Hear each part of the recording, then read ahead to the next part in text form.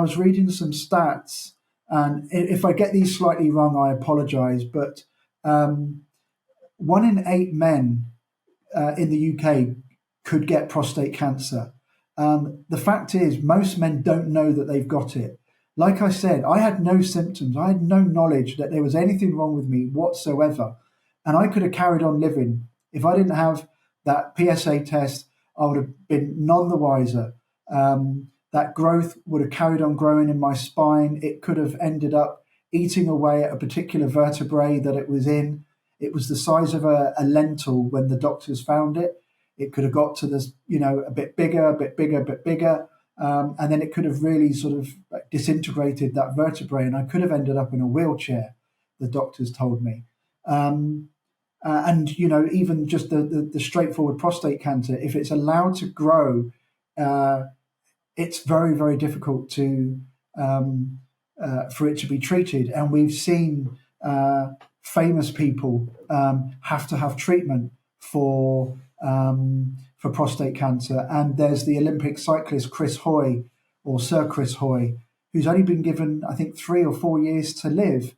And he's got prostate cancer, but it's so advanced that they say that there's nothing that they can really do for him. And yet I think he's late 40s or maybe 50 now. So it's a real wake-up call. So it's very common. Most men actually die with prostate cancer. They don't die from it. So they might die, and if they were to have any form of, what's it called, when their body is opened up by a doctor, they say, "Oh, did you know that Mr. Smith had prostate cancer?" And their partner or wife, husband, whoever might say, no idea that he had that. So like I say, a lot of people die with it, not from it. And it's more common in African American males than it is Caucasian males. And Asian males get it a lot less frequently. So your genetic makeup plays a big part on whether you're likely to get it or not, which I find fascinating. Is it because of where people live? Is it because of genetics? Is it something hereditary? I've no idea, but it's a very, very common cancer. So whenever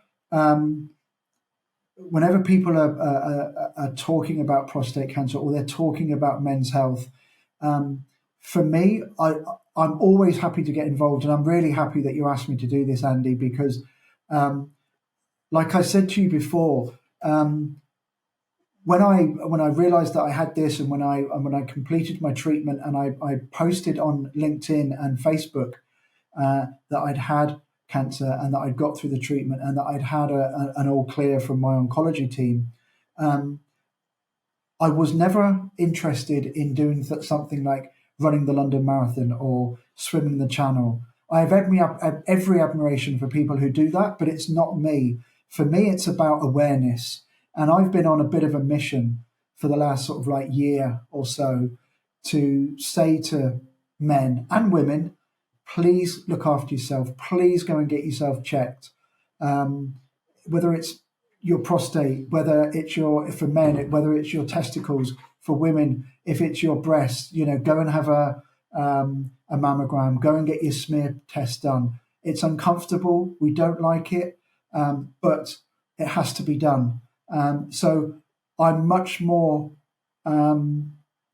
about the communication and the drive to get people tested than any charitable cause. From my perspective, I'm never going to put on a pair of shoes and run the London Marathon. However, if somebody did, I could try.